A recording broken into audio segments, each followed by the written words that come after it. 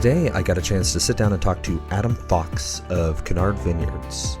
Adam flew through Omaha, and I got a chance to meet him at the restaurant. We struck up a conversation, and I'm super excited that he had some time to chat. Today, we get a chance to talk about 2020, and for those of you not in the know in the wine industry, 2020 is notable for being not only the year of COVID, but the year that a giant fire ripped through Napa, destroyed a lot of vines, tainted a lot of wine, and really hit Canard hard. We get to talk about their bottle that they bottled after that giant fire and a little bit of the good that they did. We also get a chance to talk about why their vineyards are so important and historic, about the fact that it's dry farmed, what Robert Mondavi had to say about the new owners and their plans for their vineyards. So a lot of fun things here. I really enjoyed this conversation. So without much further ado, here is Adam, and thank you for listening to Serves You Right.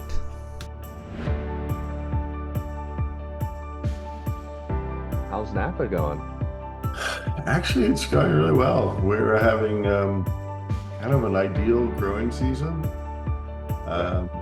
It's just been really nice and steady and somewhat cool, actually. An unseasonably cool July, which is a good thing. Yeah. Over the last 10, 15 years, we've just seen an increase in temperature and a shorter growing season. And so, I don't know if you've heard about the famous 2023 vintage, as everybody's touting as one of the greatest in Napa history, because it was just Even keel the whole time. even keel, all and fully extended into late October. All the polyphenols, all the phenolics that make wine special, all develop in that last kind of month of hang time. So if you can extend that hang time and stretch it out and develop slowly, you make much better wine. So, we could be looking at another 2023 and 2025, which would be awesome. Well, that'd be good. The decade started with such a bang and such a unfortunate series of events that I think the rest of the decade should make up for it a little Wouldn't bit. that be nice? It Yeah. would be, yeah. 2020 So was a disaster for us. for most people in Napa, yeah. Well, even more so. I mean, we had obviously COVID that year, which didn't help the wine industry. Certainly visitation in Napa, but in general, because we're restaurant focused and especially high-end restaurants, and so we don't have a lot of retail presence. So you can't really find our wines at too many retail spots. So we didn't get to benefit from the boom in retail sales in 2020. And then, obviously the whole world was going to hell in a handbasket. And then we capped it off by having our winery burned to the ground in 2020. So it wasn't even a smoke taint issue. We actually picked the grapes, put them in tank, and then right when we were about to put them in the barrel and stick them in the side of a mountain, the winery caught on fire and boiled all those tanks. So I actually lost the whole 2020 vintage. Yeah, yeah. Now I remember, because we were coming back online, I still remember our rep coming and letting us know, like, there aren't going to be any 2020s. They're all gone. It's like, okay, we'll figure it out then. Yeah. But, c'est la vie. Yeah. And I mean, I think of the down stories from the year 2020. I do think I remember that you all did produce a rosé from purchased fruits. And my French is terrible, but it's like from the ashes, or Right. what was it? The Cuvée de Cendre, the wine of the Yeah, ashes. wine of And the that ashes. that was actually, you're right, to look on the positive. That was something really cool and really positive to come out of that. Obviously we're all estate. We've been making single vineyard estate wines for 41 years, but never purchased fruit. But when we lost, and since we only grow red grapes, we can only, the closest thing we can make to a white wine is rosé. So when I lost my estate rosé and I had nothing to get us through the hot summers or to start a wine dinner with, I was like in a panic. And I said, Mm. to Brian, my winemaker, I said, what do you think about, maybe getting some Grenache from Paso? Because, Paso wasn't affected, 5 hour drive away. And so we were able to source a little high altitude Grenache from this really cool vineyard. Um, and we created this wine basically kind of to give back to the whole community, because part of the proceeds of that went to the Napa Valley Disaster Relief Fund to help other wineries that were affected by the fire. And so, the label was this really cool kind of phoenix rising from the ashes label with this, except I put a duck head on it, so it's the duck phoenix. And it turned out to be a monster hit, and I ended up making it for 3 years straight. Mm.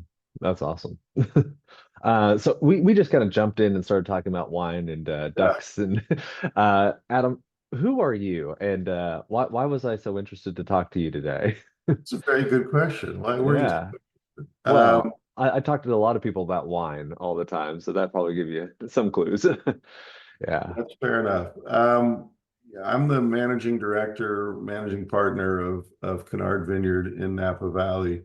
Um, and we're kind of a bit of an anomaly for Mhm. Napa, because we're still 100% estate. We dry farm, Which is a the huge anomaly. Yeah. which is a huge one, yeah, because most of Napa wants production. They want quantity, and they're you can't really do that if you dry farm. That's one of the great sacrifices, is you make a very little amount of wine because you're putting so much stress on the vineyard. But it makes superior wine, in my opinion. It makes Mm.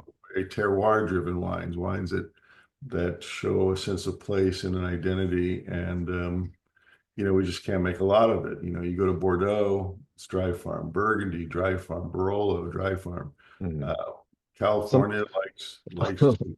yeah, well, dry farmed often by law, too. Right, exactly. They Yeah. don't, they don't have the choice. Yeah. But that's where my winemaker did all his training, was in Bordeaux and Burgundy. So he's very much uh, comfortable with very small yields, but very high quality grapes. So we don't make a lot of wine, and we've had a great relationship with mahogany from the get-go. Yeah.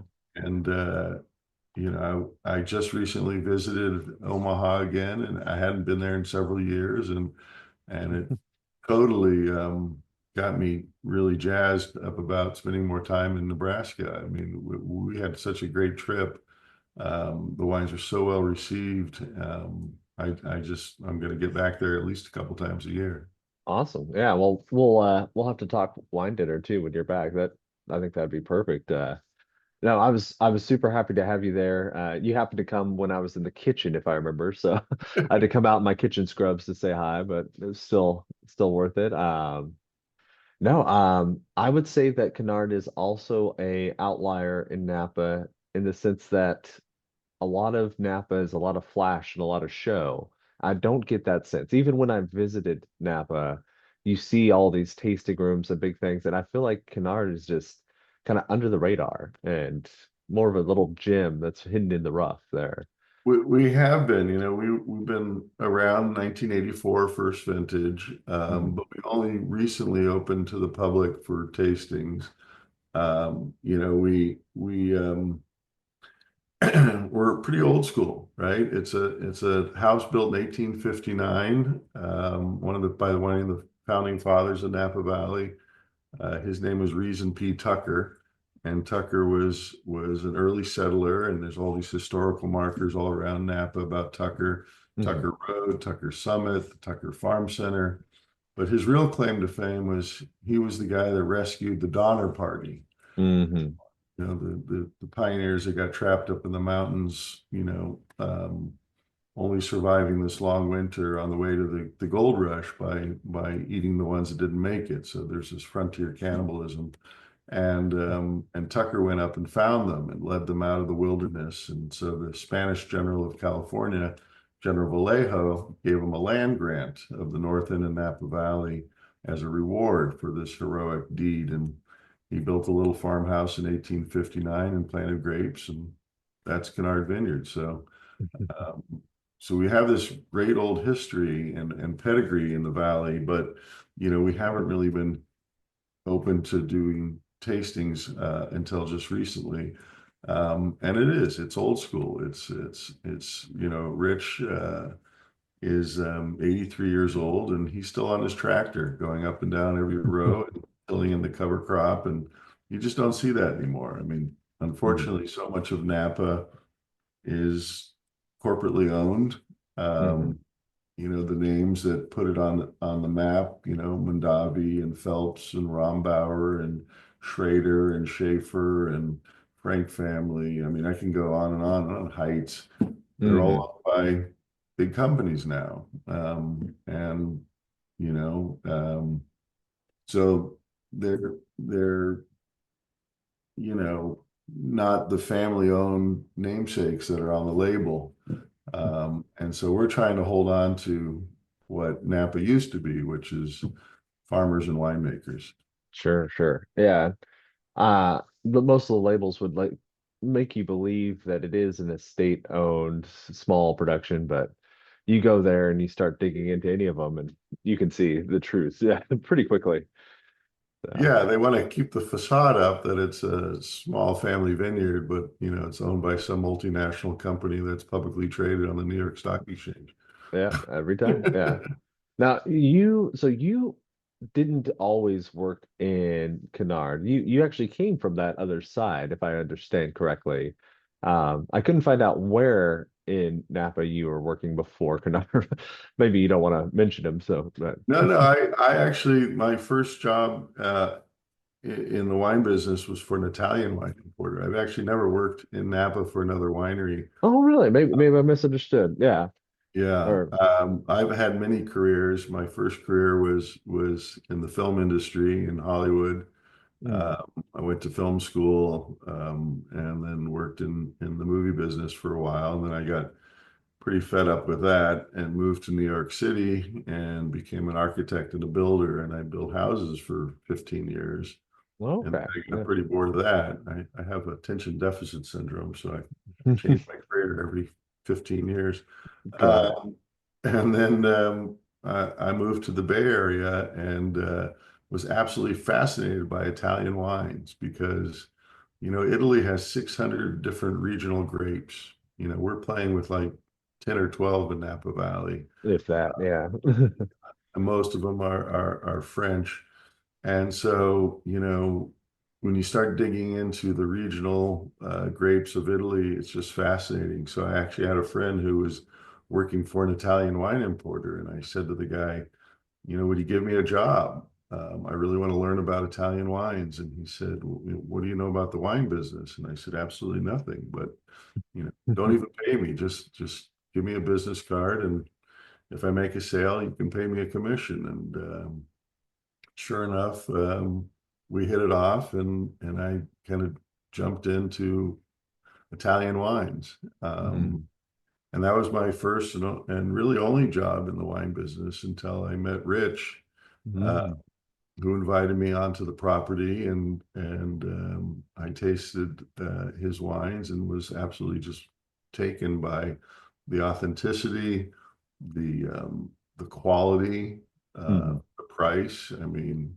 he was selling a lot of his grapes to some of the bigger producers in town, and it was all going into their multi-hundred-dollar bottles of wine, and his were selling very inexpensively. And I said, why are you doing it? He says, well, I bought the vineyard in 1983. I've never had to buy grapes, so I can still make wine affordably because my nut is from 1983. yeah, And, yeah. and so if you've never bought grapes over the last 40 years, and it's always just going in the backyard and picking what you grow, you can still punch way above your weight. And so I just tried Mm, to convince him that he needed to share this with people, because it was really an authentic Napa experience. And I kind of bugged him for a year and said, okay, I'll do it, but you have to run the company. And that was 16 years ago. sure, sure. And yeah, look at how things have evolved. You both you celebrated, I guess it'd be the 40th year 2 years ago. So Yeah. that's awesome. Yeah. What are the plans? Are you going to take over entirely when Rich finally steps down, or You know, we're, that's a we're big question? Yeah. a big question. Yeah. There's lots of is I think he wants to continue the legacy, and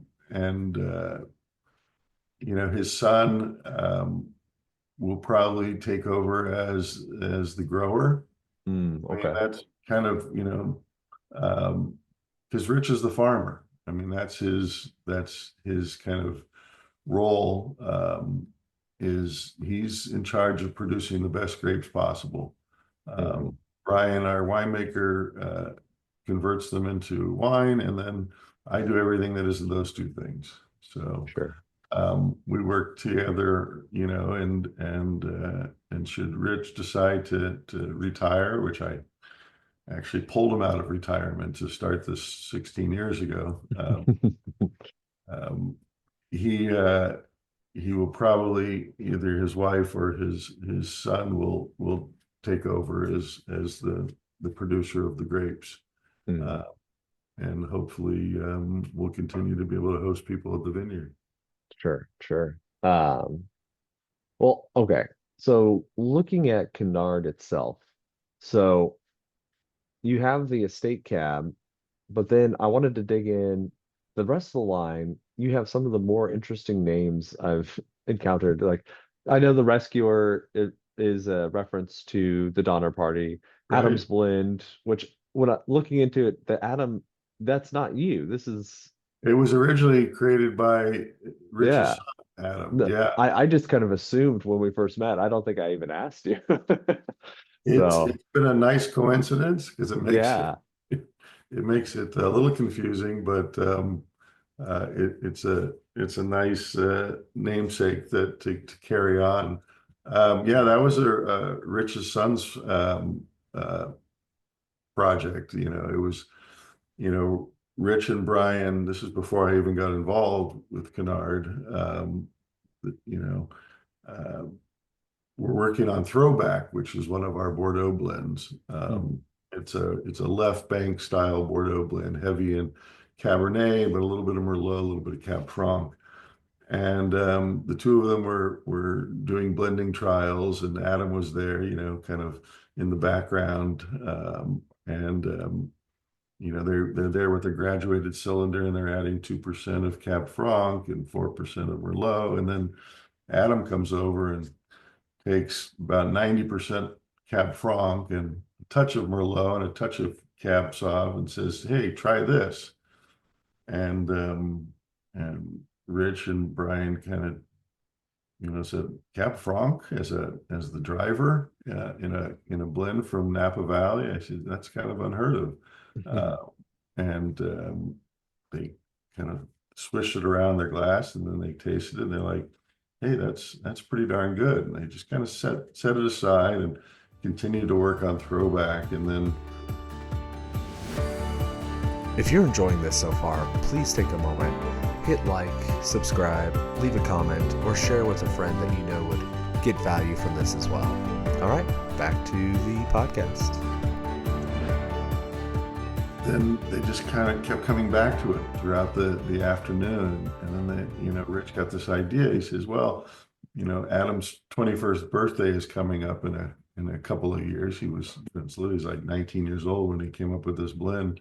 Um, and he said, I'll make a barrel of it.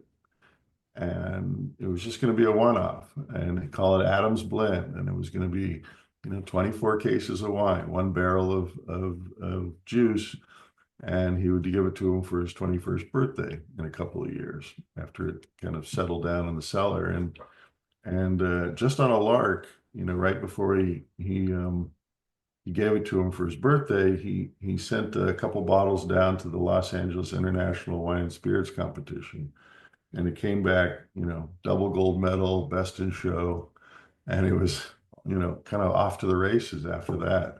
Turned Sure. out to be one of our biggest wines to this day is still Adam's blend. Yeah, it's one I've worked with for years. It's a good Yeah, one. It's a good introduction. Yeah, so we talked the rescuer, you talked throwback. Then if I understand correctly, it all started kind of with the Zinfandel, though, right? correct. Yeah, Yeah. the real history of the estate starts with Zen. Hmm. And when Rich and his wife bought the property in 1983, the first thing they did was hire a vineyard manager, and the vineyard manager looked at the property and said, "Well, first thing we got to do is rip out all this Zinfandel. Hmm. This is Napa Valley now at this point, early '80s.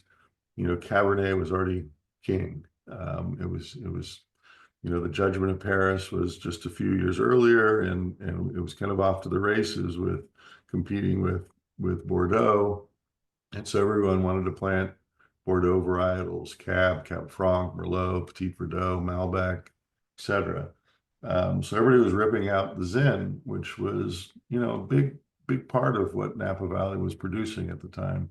Hmm. And so the vineyard manager suggested that Rich rip out the 6 acres of Zinfandel. Some of that vineyard was already 100 years in 1983, 100 years Hmm. old. So he said, "Go ahead, pull it out. Let's plant Cab." And about a week goes by, and he's standing in this little farmhouse, and the phone rings, and he picks it up in the kitchen, and the guy on the other end of the phone says, "Hi there, this is Robert Mondavi." He says, "I heard you bought the old Tucker estate. What are you going to do with that Zinfandel?" And Rich said, "Well, as a matter of fact, we're about to pull it out and plant Cabernet." He says, "Yeah, I heard. It was a small valley back then." He says, "But he's like, you can't do that." He says, "What do you mean I can't do that? This is my vineyard." He says, "Yeah, I understand that." He says, "But this is history in Napa Valley. This is one of the oldest vineyards in the valley, if not the oldest in the north end of the valley. But you got to remember this was planted by Italian immigrants in the 1800s." He says, Hmm. "Go down to the local nursery and pick out a clone or a varietal." He says, "They literally brought these roots over with them from wherever they immigrated from." He says, "So if you came from Puglia, you brought this. If you came from Piedmont, you brought this, Tuscany, another, Sardinia, another." He says, "With 600 regional grapes, you're gonna have this incredible field blend." And he says, "We Hmm. think there's between 10 and 15 Italian varietals interplanted into this Zinfandel vineyard." And Rich says, "Well, I'll think about it," and hangs up the phone. 2 days later, the phone rings again. "Hi, this is Joseph Phelps. What are you doing with that Zin vineyard?" You're the new guy in town, and you get a call from Robert Mondavi and Joseph Phelps telling you not to pull out a vineyard. Guess what? You You don't leave pull it. out. Yeah. So How much of that vineyard is still alive now? we're Because I still mean, we're still farming the 6 acres. So yeah. there's the oldest block, which is now 140 years old. We make our reserves in from. So we Hmm. just make about 200 cases of that a year because that's all we're going to get off of 140-year-old vines.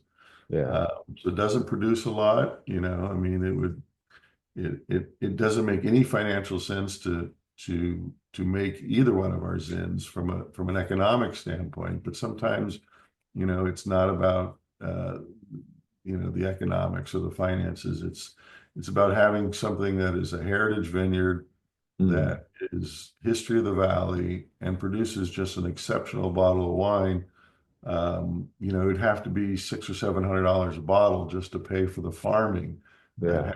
that has to happen in that vineyard, because you got to remember these were all head trained vines, so they're like little trees. They're not trellised, and it's just very easy to work on a trellis vineyard. But when these little stumps of, I call them the old men, out in the vineyard, and and you got to walk around them 360 degrees, and you got to crawl underneath to get the grapes, and they're a real pain. But they produce this incredible Italian field blend Zinfandel that you can never replicate.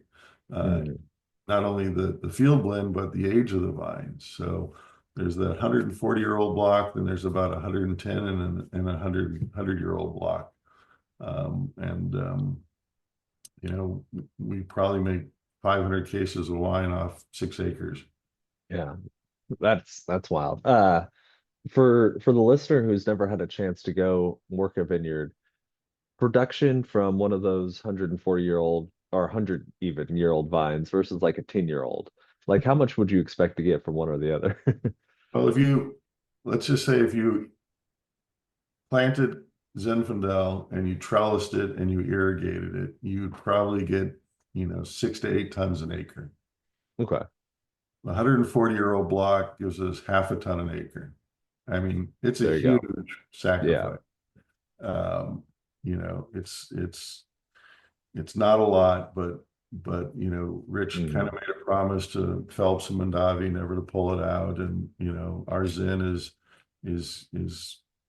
kind of special. So we're just it going to continue is. to make it, and it's old school Zin. What happened to Zin is because the demand for the Bordeaux varietals kind of pushed Zin out of Napa Valley. The land became so expensive that it's hard to command multiple $100 a bottle Hmm.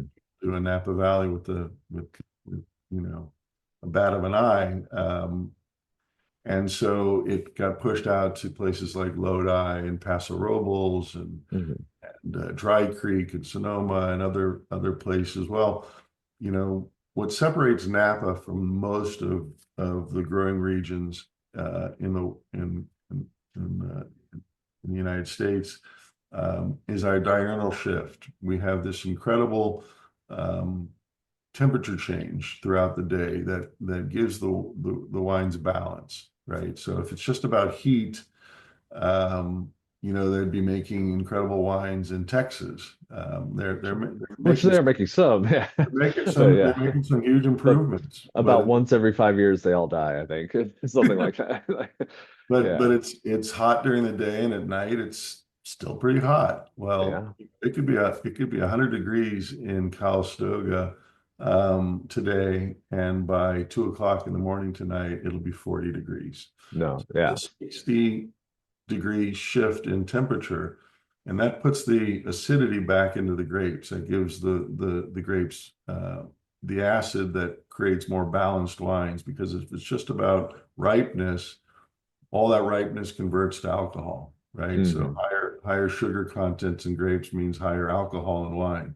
So as Zinfandel kind of got pushed out of Napa and it went to these hotter growing regions, the style of Zinfandel changed because they Hmm. had to adapt to this hotter climate. And so there was a lot more sugar in the grapes, which converted into more alcohol. And in order Hmm. to kind of hide that alcohol or mask it, the winemakers started making them a little bit more fruity, right? Yeah.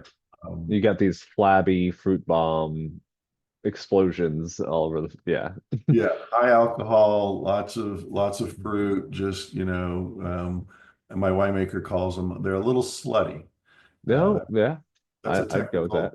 technical, it's a wine technical term. Yeah. Just because they're very just over abundance of fruit, Hmm. and that's just how you hide all that alcohol, because you're at 16, 17, 18%. Yeah, Uh, and and so ours then, is one of the last of the great kind of old world Napa Zins that have actual acidity in them, that are sure. balanced. Hmm. I taste a lot of people on them, and they don't even think it's Zinfandel, because their idea of Zin is this jammy grapey thing, and our idea is a lot different. Yeah. No, and I'm even thinking like I'm thinking Turley is a good example of, very high end, very like well done Zinfandel, but even theirs, like most of their bottles are like 16.2 and up on the label. And Yeah. I mean, even the old vine stuff that they get out of Lodi, it's still Lodi and it's still they're big, yeah. Yeah, they're big, big, big Yeah. wines, and there's there are a lot of people like big wines, Hmm. and I just find them harder to pair with food. Uh, Hmm. they can be delicious. I'm not gonna to bash big wines, but I'm a food Yeah, guy. I mean, you're in Napa. You can't really bash big wines there. Yeah, Yeah. exactly. I used to be a chef, and to me, it's all about balance. It's all about, having wines complement food and not overpower them, unless you're just having it by itself, which to me seems to be a waste because food and wine just naturally work well together. Mhm. I rarely have wine without food, and I rarely have food without wine. So. Sure. Yeah. Speaking of food and wine, we were talking a little bit at the beginning of this about you maybe coming out and doing a wine dinner. So I want to ask, when you put together wine dinners, how do you do that? Is there like a specific sort of playbook Canard does, or does it evolve based on the place? It's totally based on, the place and what their culture is for doing wine dinners. Hmm. Some places never do them, and they're always interested in doing them, and we put them together, and they're more experimental. And then there's some people that are um, very good at doing them and do them monthly or quarterly, and what I really like to do is work with the chef, Hmm. um, and make sure that the wines and the food are really complementary. And I think it's incredibly successful when that happens because there's a lot of thought put into the process, and so that people are, there have been places that I have done wine dinners where the chef, this is what they want to do, and there's no You say there's we no chef and you go deviating. for it. Yes. Yeah. Yeah, there's no deviating, and you just hope your wines work well with it. And Yeah. then there are other ones that actually, take the time to taste the wines, and to work up a menu, based on the flavor profile. And I think those are really special. Um, and people have, an incredible experience when you work kind of jointly on that process. Awesome. Awesome. Yeah, well, we'll have to talk about that because we need to get something in Omaha, and maybe even just all the mahoganies because we do these wine dinner series that Yeah. if you'd be game that they're awesome. So Yeah, um I would love to do that. Maybe in the spring would be great for. not in the middle of harvest, right? Yeah. So yeah, we'll see. If it's like last or 2003, you had all of October, so we got plenty of time. But Well, yeah, every October. I mean, like I said, this could be one of those growing seasons that go all the way into the end of October, if it stays as cool as it is, and that puts us really, really nicely positioned to make some incredible wines. Not that we struggle with other years because Napa really hasn't had a difficult vintage mhm, since 2011, believe it or not. I mean, there's been hotter years and cooler years, but we've never had anything really difficult. yeah. Look at Except for 2020. Well, like correct. actual fire. Yeah. Correct. Yeah, correct. Yes. But as far as a growing vintage without any anomalies like forest fires or things like that, Mhm. Napa's been pretty blessed with kind of ideal weather. But we are seeing changes in temperature globally. Mhm. We're seeing in Champagne, it's getting too hot to grow Pinot Noir and Chardonnay, and so they're actually looking towards Great Britain to supply grapes, Yeah. which I think is incredible. If that doesn't tell you a lot about climate shifting, and Bordeaux is getting some new grapes that they can legally grow, Yeah. because they couldn't do that previously. Some port grapes, Yeah, which so is interesting. Yes. Yeah. so.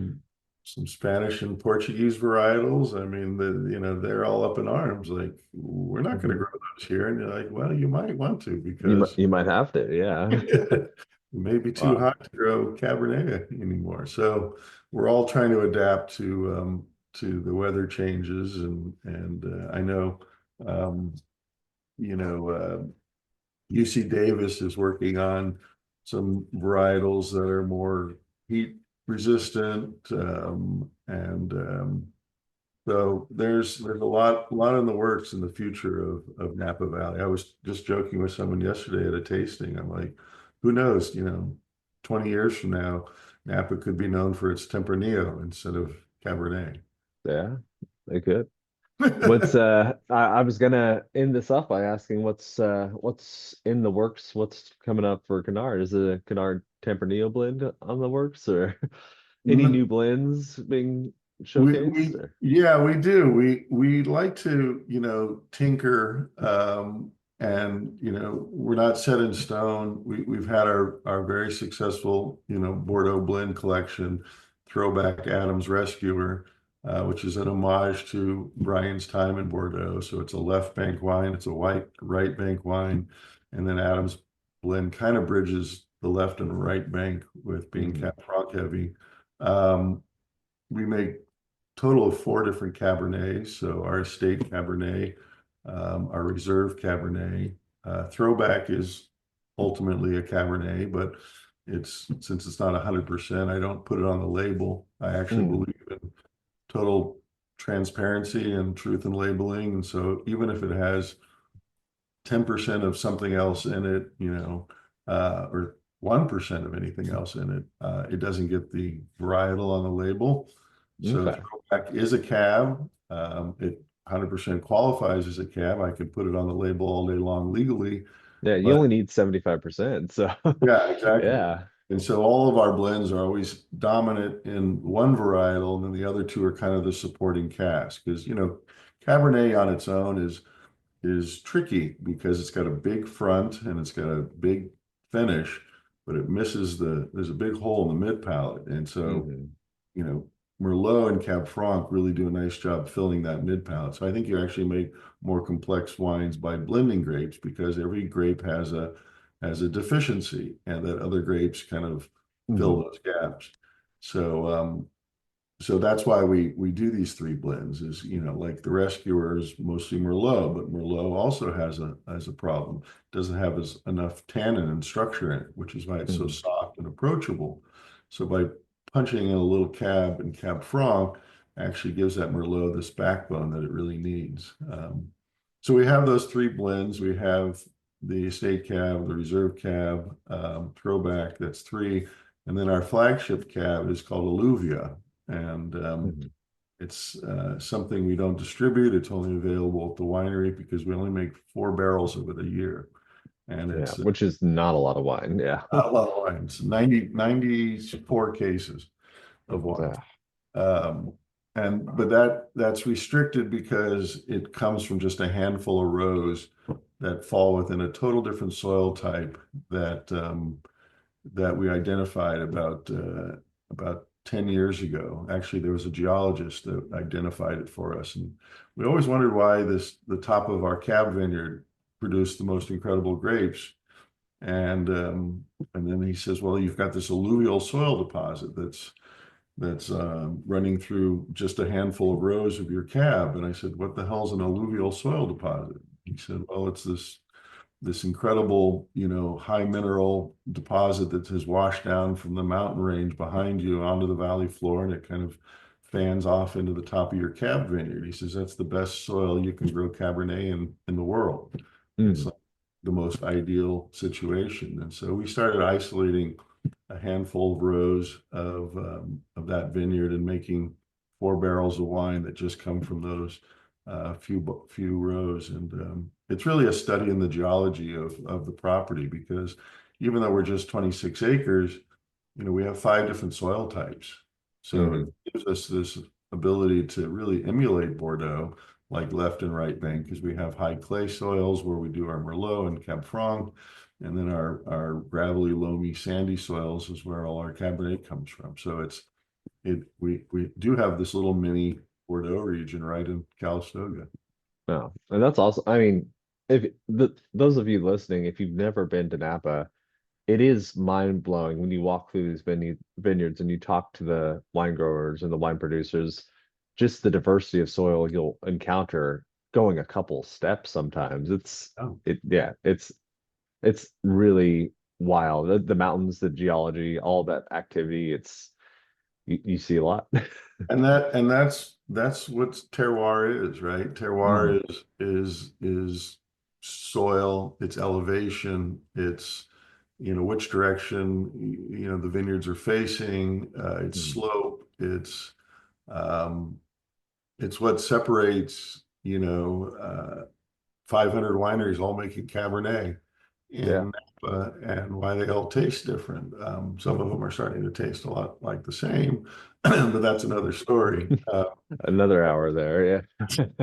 Yeah, that we're seeing a lot of just kind of homogenization of as wineries are all trying to chase the same profile that Mm, they think is popular, and so now everybody makes the same wine. But terroir-driven wines really have a sense of place. They have an identity that is specific to, their little plot of land or their mm. elevation or their slope or whatever. And it's amazing how all those factors affect the ultimate finished wine. Yeah.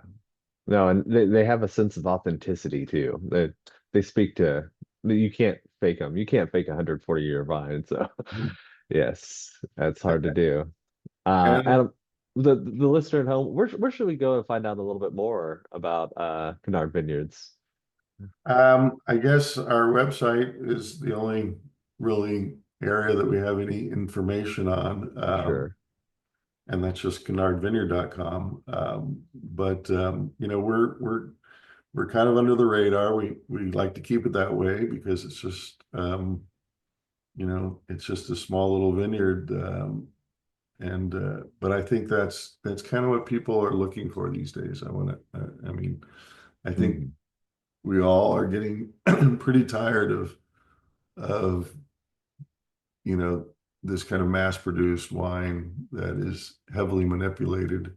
Uh, Hmm. the flaws are fixed by chemicals and preservatives and additives and coloring and all these things that mask the Little dose of sugar and we'll call it little good. dose of Yes. sugar, a little dose of conch, yeah, coloring agents, things that give it mouthfeel, things that give it acidity, and people wonder why they're getting headaches when they drink, these wines, and it's generally not the sulfides and the tannins. It's a lot of the stuff that these big wine companies put in their wine to fix them, so Yeah. that you can't detect the flaws of kind of mass-produced wine. But so we're kind of holding on to what I think Napa Valley used to be, which was farmers and winemakers making single vineyard estate wines that have that sense of place and Yeah. are authentic to the region.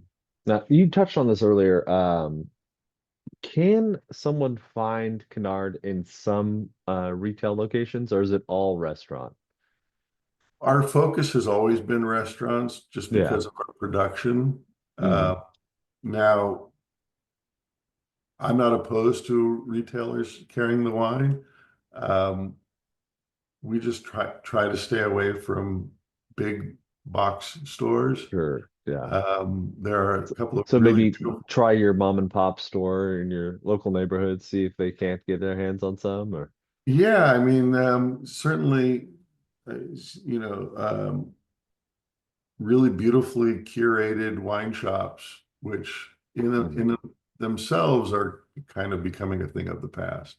So I'm Sure. actually feel very supportive of them because I feel like they're kind of like small family vineyards in Napa. Because when you're a small bottle shop, you know, you're competing against these big box stores on Mhm. price or these big wine company stores.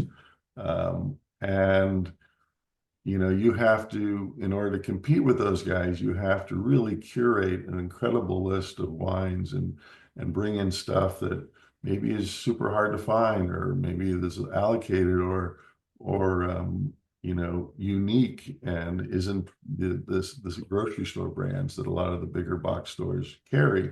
And so I'm all for supporting those curated bottle shops because, they're our only way these days to get people to find wines that are not mass produced.